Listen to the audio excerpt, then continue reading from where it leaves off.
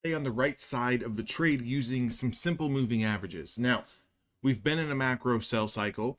We know that for the better half of a month, markets have looked extremely weak on the Nasdaq futures, the S&P 500, the Dow Jones, so forth and so forth. You can kind of just go down the list, but in every sell cycle, just like in every bull cycle, you're going to get periods of pause, periods of rest where the market needs a dead cat bounce, where the market needs to see a pullback in order to continue the move. We've officially started a dead cat bounce here on the NASDAQ 100, successfully getting over a prior day's high, successfully kind of just grinding a little bit higher. Does that mean that the low is in? Absolutely not. We could definitely go down and still continue to test lower prices. But what I want to show you guys on this specific chart today on March the 17th is how instead of looking to short because quote unquote we're in a macro sell cycle, you might have wanted to stay on the long side today. So if you kind of look at what we were doing in pre-market, you look at what we were doing in the overnight session, we were kind of grinding higher off the bell. Again, I know a lot of my traders inside of Evolution Traders caught momentum longs here through that opening drive and paid off very, very well.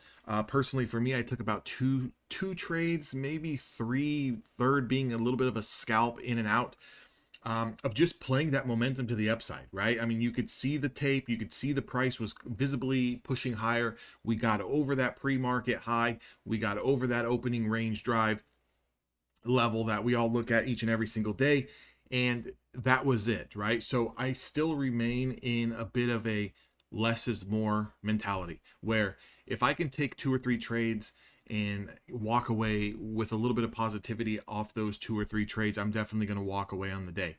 Now, was there opportunity to make money in this candle here? We've got a push up at 10 a.m. Pacific Standard Time, kind of coming out of that New York lunch hour. Absolutely. But I know that trading is a game of probabilities. And if I'm already positive, there's no reason for me to continue to push my foot on the gas when realistically, it's not going to make or break me, right? Having, a little bit of a better day is not really going to, make my career.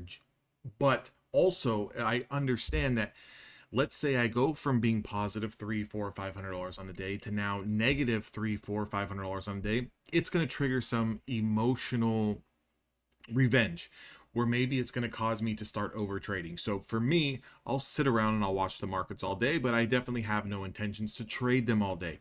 But how you can stay on the right side of the market, if you were just to put a few simple moving averages on your charts, you're going to see that we were still holding some bullish context. One of those moving averages that you guys should be following is the 20 SMA. That's the white one here. Another one should be definitely this yellow one, which is the 200 SMA, and then your 50 SMA. Okay. If you kind of just use those three moving averages to gauge your sentiment, this is going to tell you that clearly our 50 is trading, or price action is trading above our 50, price action is trading above our 20, and price action was holding that 200. Okay. So any pullback, I'm looking to try to bounce, right? I'm looking to try to bounce off of the 20. I'm looking to try to bounce off of this 200. I'm looking to bounce if we do get down off of this 50 SMA. Now, I would like to see a little bit of a golden cross here on this 1 hour time frame where essentially this 50 then starts to overlap and surpass this 200 SMA. We're going to have, maybe a couple more days of holding these prices for that to happen, but I would like to see that because that would definitely kind of indicate to us some shorter bullish momentum. Okay, so again, these are all great areas to load. Now, if you kind of look at your 5-minute time frame, you're going to see almost the same picture if we use the same thought process. Okay, so if we were to use the same thought process of, hey, as long as we're not trading below our 200, which is our final stand, right? Just like on the hourly chart, we had that red line that was at the bottom. I'll just go back to it, right? If you look at your 1 hour chart, your final bottom here is this 50 SMA. So if we're trading over this 50 SMA, I want to lean into the longs a little bit more, okay? And then use the other ones as confluence to try to find some entries. If you go down to a 5-minute time frame, our bottom support is this 200. So as long as we're trading above the 200, I want to lean into the longs a little bit more. In that leaning into longs could be when you wick below and then you close back over the 200. You can definitely use a prior low wick as a stop, and you can kind of just ride this into some supply. It can be things as looking for, a 20 SMA, which is right here, and then kind of using that low as your stop, and then kind of riding that into a previous area of resistance. Um, Looking for things like that, depending on if you're playing minis or micros, depending on what, kind of stop loss in terms of range you're looking to put on. If you're looking for a scalp, I mean, you can definitely scalp a 20 SMA for 3 to 5 points very quickly here, for 3 to 5 points very quickly here, even though it does pull back. This is going from a price of 19,942 on entry all the way up to 19,950. So there was 8 points just in this little pop that you could have taken here. Well more than 5 points on this pop, well more than 5 points on this pop. So this is 5, 10, 15 points that you could have extracted from the market simply staying on the right side of the trade. Now, in order to stay on that right side of the trade, take your bottom support on whatever time frame you're going to be trading. So if you're trading the 5-minute time frame, what's the bottom support out of the 20, the 50, and the 200?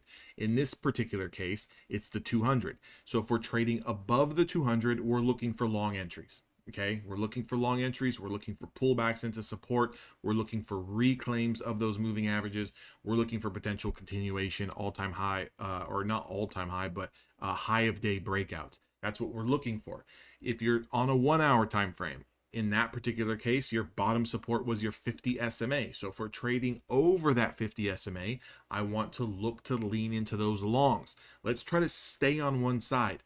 A lot of times traders can get themselves into trouble because they're taking a long on this setup, they're taking another short, they're going short again, they're going back long. You're kind of just rowing yourself in a circle, right?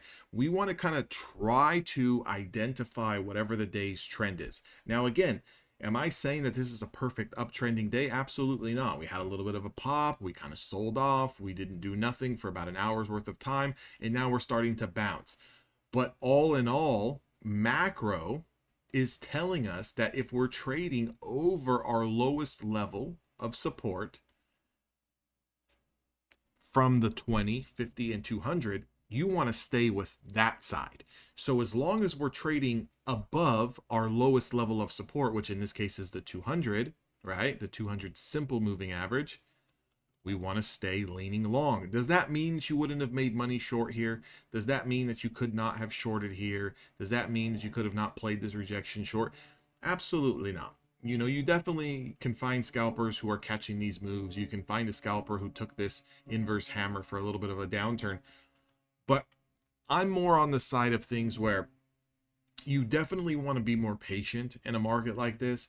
You definitely want to put on fewer trades, and you definitely want to have conviction in the trades that you're putting on. Okay. In order to do that, you want to get behind the bias.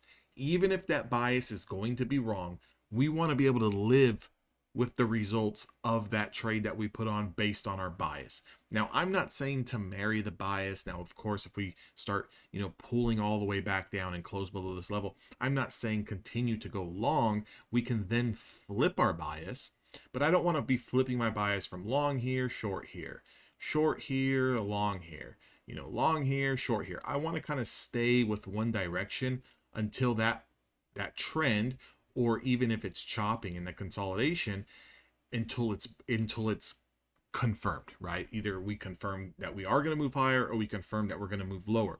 I'll stay with the trend of whatever's happening with those three simple moving averages. Again, that's the 20, the 50, and the 200. Definitely put them on your charts. Play with them. If you guys want to play with them and you want to try to, work out some strategies, Apex is running a 71% off sale right now. Go load up on some evaluations. You guys can use code DAnthony. Resets are $40. Activation fees are $125.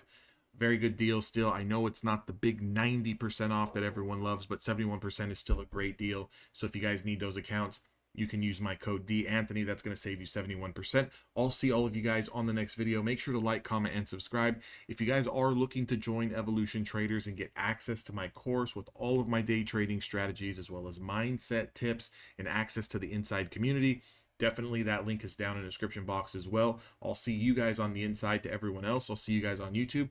And until next time, make sure you stay safe and good luck, guys.